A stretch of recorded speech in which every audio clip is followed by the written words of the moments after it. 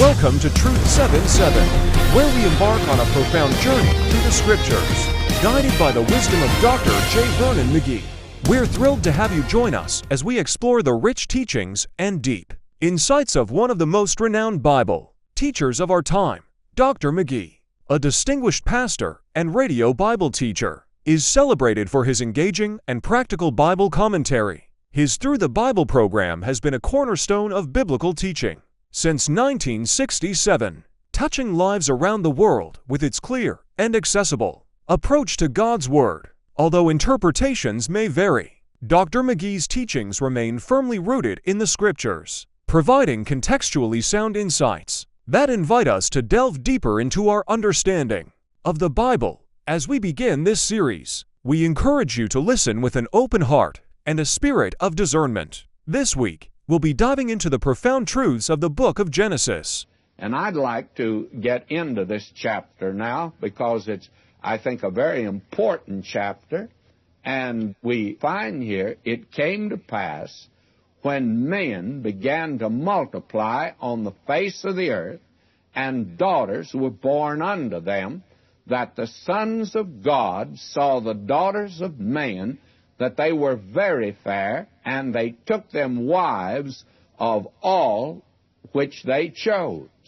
Now, this sons of God and daughters of men is really something that has caused no end of discussion today. You will find, frankly, that there are today a great many good men that take the position that the sons of God here are angels. And may I say that I personally cannot accept that at all. Why? Somebody says, can't you accept it? And I recognize that most of my teachers taught the sons of God were angels, and I recognize that a great many of the present-day expositors take that position. I cannot accept it, because if these were good angels, they would not commit this sin. And evil angels, I do not think, could ever be designated sons of God. And then the offspring that were here were men. They were not monstrosities. And I do not know why it is assumed by so many here that the offspring here were giants. It says in verse 4, there were giants in the earth in those days, but it doesn't say they're the offspring. It does say this about the offspring. It says, and also after that, when the sons of God came in unto the daughters of man, and they bare children to them, the same became mighty men, which were of old men of renown. Now, these were not monstrosities, they were men. I've been reading the argument of one man. He says, well, they were giants and they were monstrosities.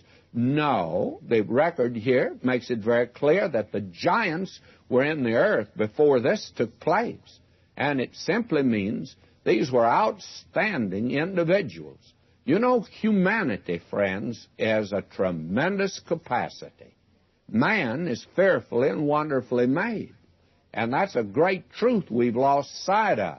This idea today that man has come up from some protoplasm out of a garbage can or seaweed, it's utterly preposterous. And probably it's the belief now of some scientists that evolution will be repudiated. And some folk are going to look ridiculous at that time. May I say to you that it's nothing in the world but a theory as far as science is concerned. Nothing has been conclusive about it. It is a philosophy like any other philosophy, and it can be accepted or rejected. And when it's accepted, it certainly leads to some very crazy solutions to the problems of the world, and it's gotten us into trouble throughout the world. Anyone would think that we are the white knight riding through the world straightening out wrongs. We are wrong on the inside ourselves. I don't know why that in this country today that we have a intelligentsia in our colleges and in our government and in our news media today and in the military that think they're super, that somehow or another they have arrived. May I say to you That is the delusion of the hour, that men think that they're greater than they really are. Man is suffering from a fall, an awful fall. He's totally depraved today. And until that's taken in consideration, well, we're in trouble all the way along. Now, what you have here is nothing in the world, but as I see it, this is a book of genealogies. It's a book of the families, the sons of God, or the godly line that have come down now from Adam through Seth. And the daughters of man belong to the line of Cain. And you have here now intermingling and intermarriage of these two lines until finally the entire line was totally corrupted. Well, not totally. One exception. That is the picture that is presented to us here. Now, I recognize, and I want to insist upon it, that the many fine expositors take the opposite view. The sons of God are actually angels.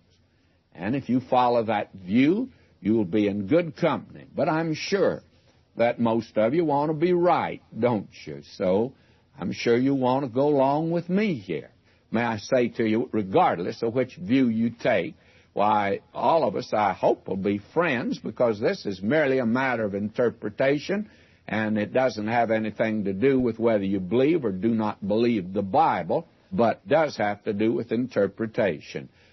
Now God says here in verse 3, "And the Lord said, My spirit shall not always strive with man, for that he also is flesh, yet his days shall be 120 years. And we believe that Noah preached for 120 years, and during that time the Spirit of God was striving with man. And we're told, Peter makes it very clear, that it was back in the days of Noah that the Spirit of God was striving with men in order that he might bring them to God, but they would not turn. Well, let me read that. It's 1 Peter 3:19. Probably I should read verse 18. "For Christ also hath once suffered for sins, the just for the unjust, that he might bring us to God, being put to death in the flesh and quickened by the Spirit, by which also he went and preached unto the spirits in prison."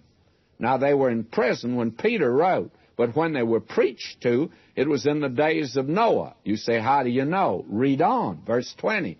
"Which sometime were disobedient." When were they disobedient? In prison? No. When once the long-suffering of God waited in the days of Noah, while the ark was a-preparing, wherein few, that is, 8 souls, were saved by water. When was it? Well, it was in the long-suffering of God in the days of Noah, those 120 years. Now, what was the condition on the earth at that time? Now, let's look at it. This gives the cause that caused God to bring judgment of the flood. This is verse 5 now, chapter 6 of Genesis. "And God saw that the wickedness of man was great in the earth, and that every imagination of the thoughts of his heart was only evil continually." And you ought to emphasize these words. I have them marked in my Bible. The wickedness of man was great. Great is one. Every imagination, every. And that the imagination of the thoughts of his heart was only evil. That's all it was. And that continually. And you've got 4 words there that reveal the condition that was upon the earth. "And it repented the Lord." What repented? Why, the corruption of man. Repented the Lord. Now, it looks as if God had changed his mind. He created man, now he's going to destroy him, it looks like. It repented the Lord that he had made man on the earth, and it grieved him at his heart. Now, the Lord said, "I will destroy man whom I have created from the face of the earth, both man and beast, and the creeping thing, the fowls of the air." Doesn't mention fish, because they're in the water. And he's just going to send more water. "For it repented me that I have made them. But Noah found grace in the eyes of the Lord." And why did he find grace? These are the generations of Noah. Noah was a just man and perfect in his generations, and Noah walked with God. Now, why did God save Noah? He walked with God? Yes, but we're told by faith, Noah, being warned of God of things not seen as yet, prepared an ark. Now, it took faith to prepare an ark on dry land when it hadn't even drizzled. And that took faith, by the way. And we're told that it was by faith that Enoch was translated.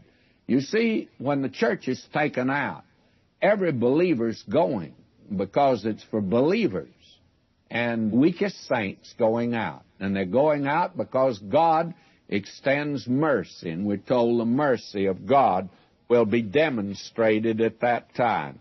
Now, why the flood? Why is God going to send the flood? Well, we're told, verse 11, the earth also was corrupt before God, and the earth was filled with violence.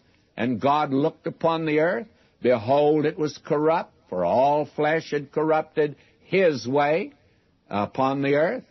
That is actually God's way, and it was man's way. It turned from the purpose for which God had created him. And God said unto Noah, the end of all flesh is come before me, for the earth is filled with violence through them, and behold, I will destroy them with the earth. Now, we find here God going to send the flood.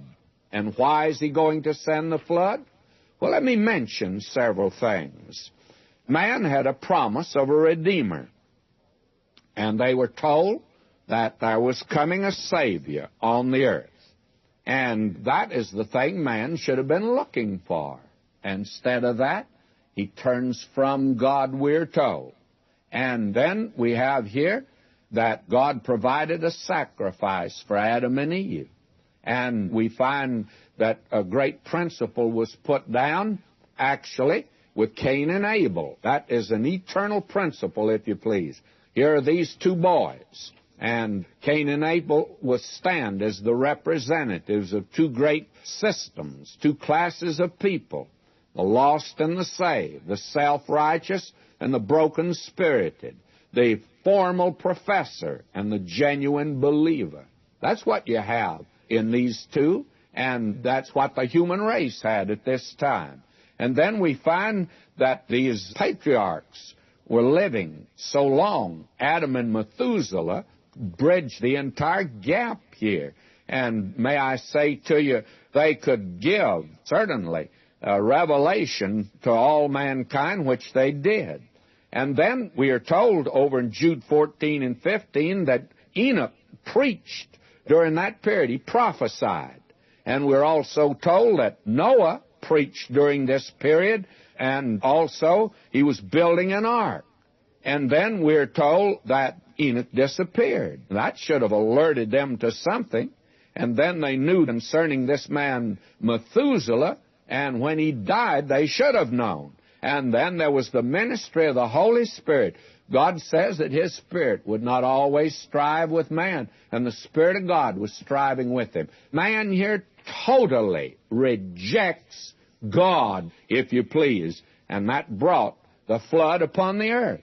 We find that God's Spirit striving with man on the earth, and man now turning away from God. And here are just a few, though, that do believe him, Noah and his family.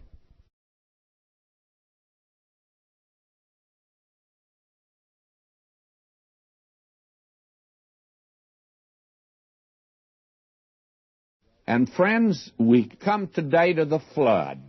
Now, the entire human family had turned from God. There's none righteous, no, not one. But here is one man who walked with God. He believed God. Here's a man still trusted God. By faith, Noah. Here's a man who was willing to risk building a boat on dry land, and if the rains didn't come, he certainly would be the laughing stock of the community.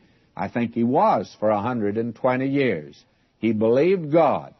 Now, there is a striking contrast between the fact that the days of Noah to be duplicated before the Lord comes again to the earth, and that's for his not rapture, but coming to the earth to establish his kingdom. But there's some remarkable parallels that have already taken place.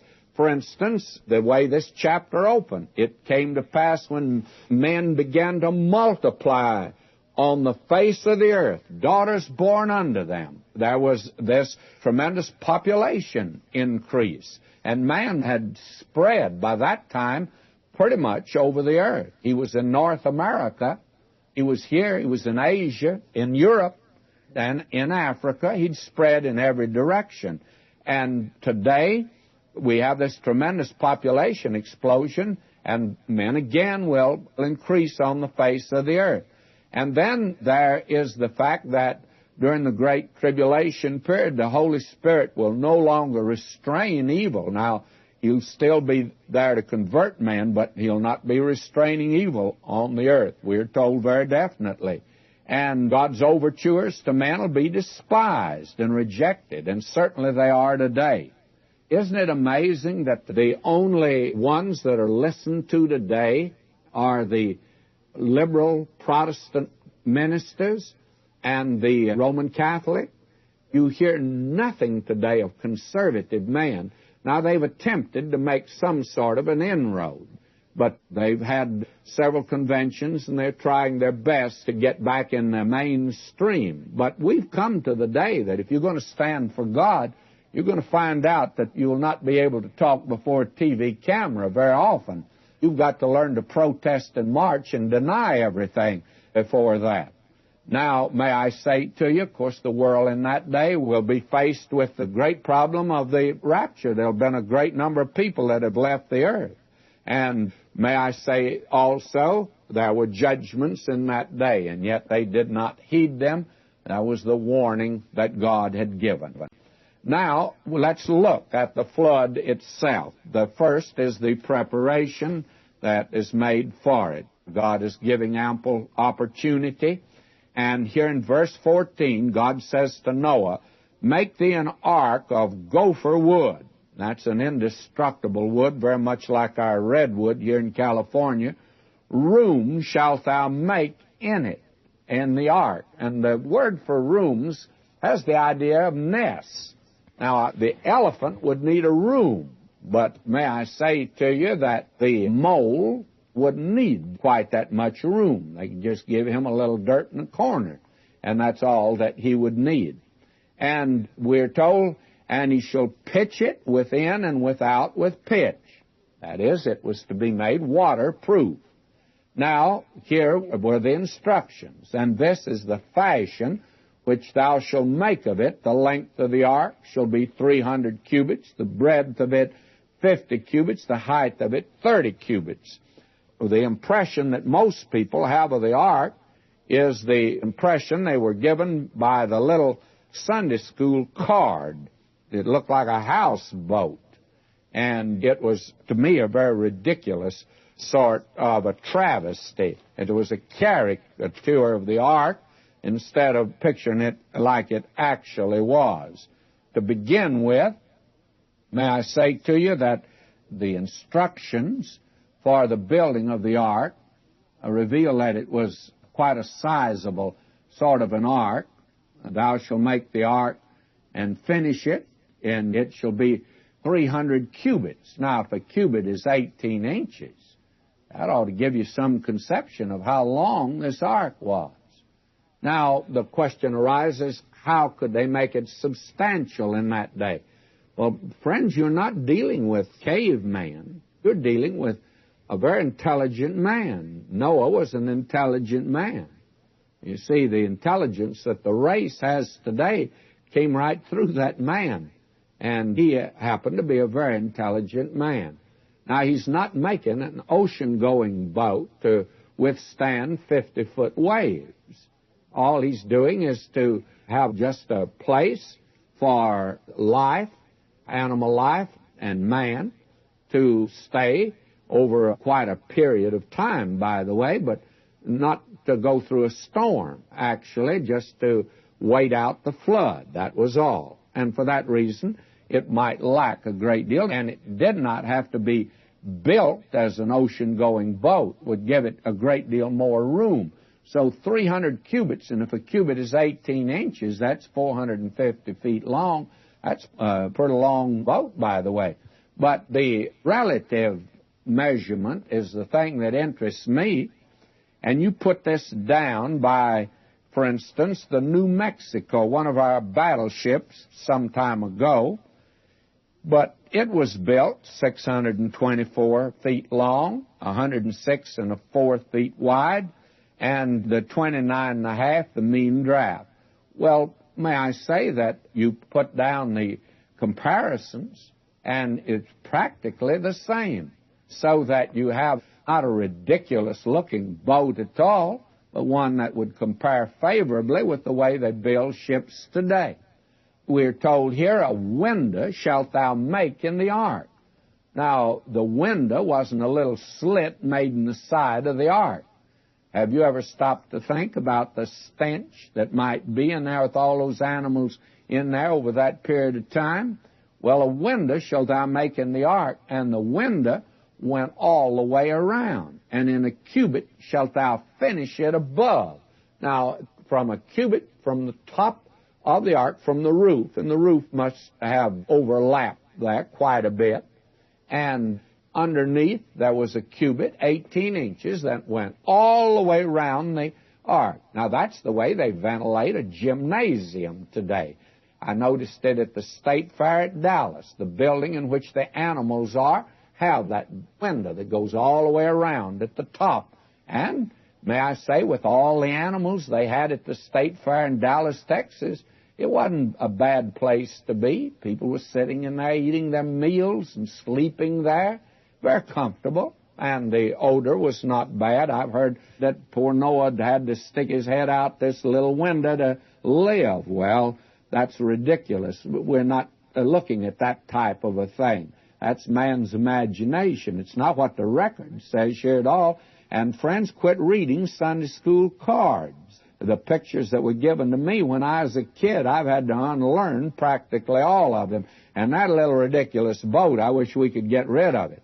Now we're told, and the door of the ark, now it only had one door though, and that's important. Christ said he was the way. I'm the door to the sheepfold, by the way, and he's the door to the ark.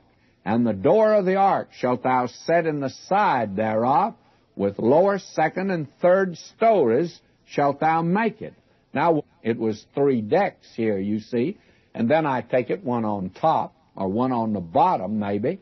That would make 4 decks. And was there a door for each one? I personally have not come to any conclusion here. I'm rather of the opinion there was only one, and not one for each floor. But that, frankly, again, is beside the point. Now, God says, and behold, I, even I, do bring a flood of waters upon the earth to destroy all flesh, wherein is the breath of life from under heaven, and everything that is in the earth shall die. Now, God is bringing the judgment upon the earth, upon animal and bird and man. But with thee, God says, will I establish my covenant. And thou shalt come into the ark, thou and thy sons, and thy wife, and thy sons' wives with thee. And of every living thing of all flesh, 2 of every sort, shalt thou bring into the ark, to keep them alive with thee. They shall be male and female, of fowls after their kind, the cattle after their kind. And again, you must understand, by this time, one cow would represent the entire cow family, the Holsteins and the Jerseys and the Guernseys and all the others. And then every creeping thing of the earth after his kind, 2 of every sort shall come unto thee to keep them alive. Now that is something else that we need to pay attention to. It's repeated again in the next chapter, that Noah wasn't a Frank Buck who went out and bring them back alive. He wasn't a big game hunter. He didn't have to go after these animals. They came to him. We're told that. And we'll see in the next chapter they did come to him. They'll come to you. Now, why would they? Animals in danger will do that. I remember the first time that we went into Yosemite Valley when our daughter was just a little thing, and she'd never seen snow before. And we put her down in the snow, and she began to whimper, but she quit when she looked over and saw a little deer. Well, actually, I believe we could have gone over and petted that little deer. But we didn't try it because I knew something about the danger of them turning on you and being able to kick and kill an individual. So we didn't approach them any closer. But I mentioned that to the ranger. He laughed. He said, yes, there's snow up in the high Sierras right now. And when there's snow up there and there's danger, they come down here and as tame as any animal could possibly be. But the minute that the snows melt and it becomes spring, he says they spring out of this area, and you couldn't get in a country mile of any of them. Why? Well, because when an animal is in danger, he'll come. That at the time of the flood, I don't think Noah had any problem at all. I think they all came to him. Now in verse 21, take thou unto thee of all food that is eaten, and thou shalt gather it to thee, and it shall be for food for thee and for them. And now he's to do something very practical. It took a lot of hay in the ark to feed these animals. Thus did Noah, according to all that God commanded him, so did he. Now somebody's going to say, but some of those animals ate meat. They'd eat each other. I don't think so. You say, why? Well, up to the time of the flood, apparently both man and animals were not flesh-eating. They just didn't eat flesh. No carnivorous animals, I assume. We are told of a day in the millennium when the lion and the lamb will lie down together, and the lion's going to eat straw like an ox. And that could certainly come. That probably was the original state of the animal. That probably was the original state of the animal. That probably was the original state of the animal. That probably was the original state of the animal. That probably was the original state of the animal. That probably was the original state of the animal. That probably was the original state of the animal. That probably